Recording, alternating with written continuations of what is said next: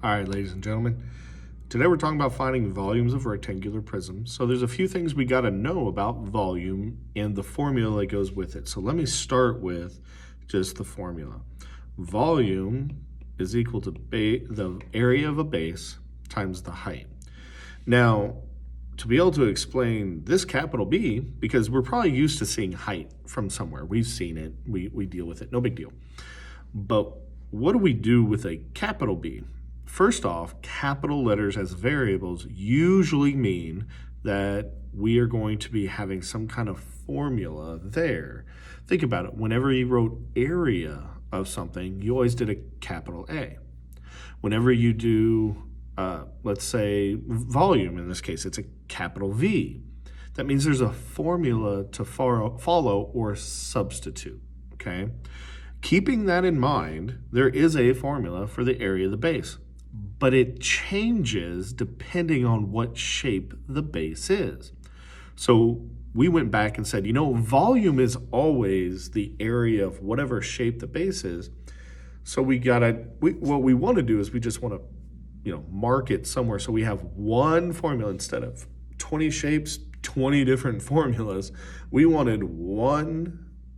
We, meaning mathematicians, wanted just one formula that could describe all volumes, and then we could mix and match as we needed to depending on the shape.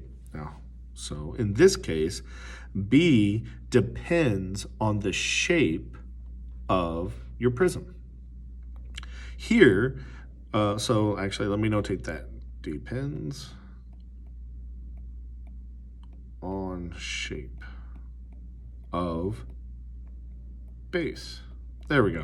A little bit better. Shape of the type of prism, I guess, is the better way to say it. So here, to get into it, I'll just tap over here. Here we have a rectangular base.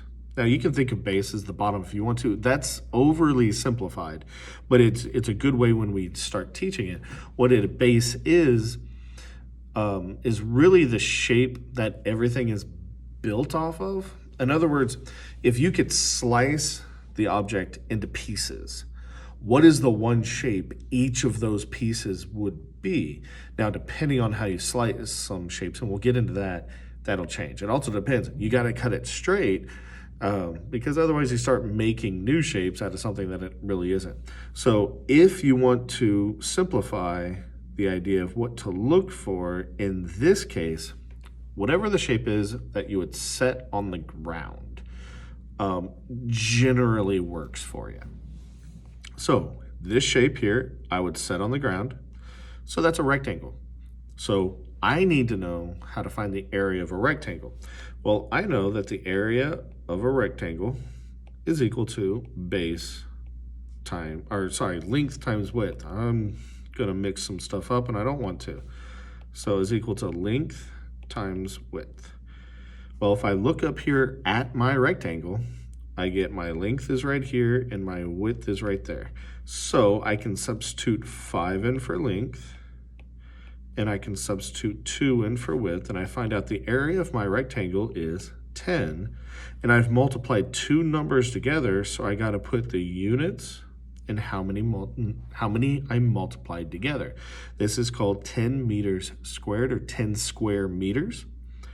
And it comes from the fact that in order to find the area of a square, we have to multiply two numbers, so we call it squaring.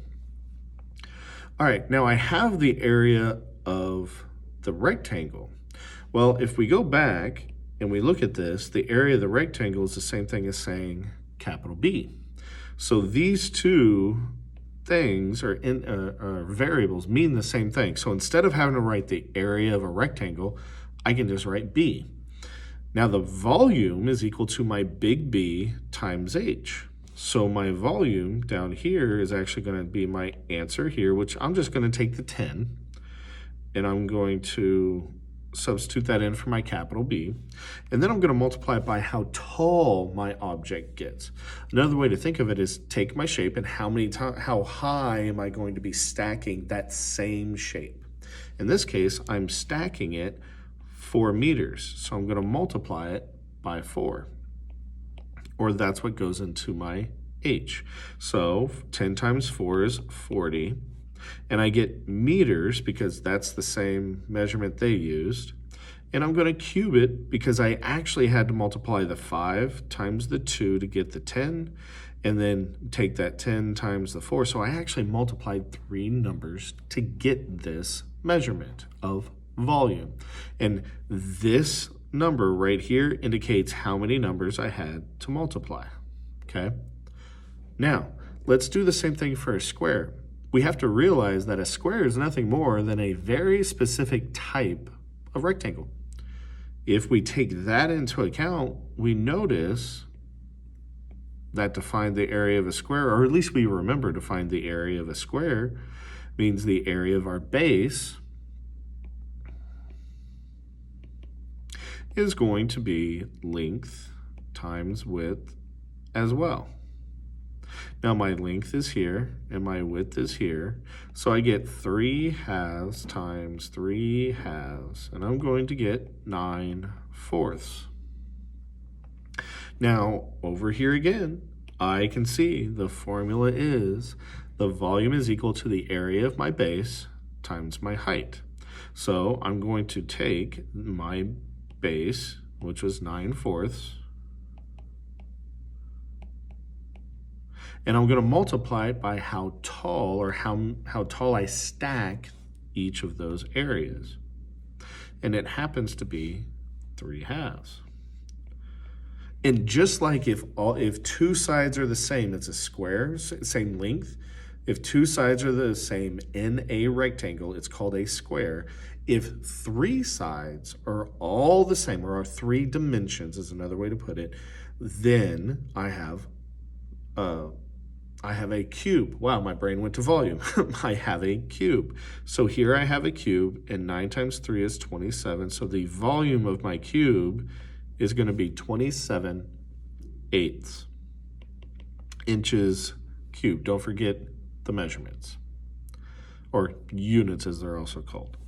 So here, 40 meters cubed would be my answer, and over here, 27/8 inches cubed. Now, Mr. Speeds, why aren't you putting that in mixed number form? I don't like mixed number form. I think it's extra work at this time. Well, why did I have to learn it? Because at some point you're probably going to have to read a recipe, or you might be putting something together that does use units like mixed numbers. But for this problem, it's an extra step. I'm not going to worry about it. So you kind of learn when you might need it, but for the most part, you don't need mixed numbers most of the time in a math class from this point moving forward.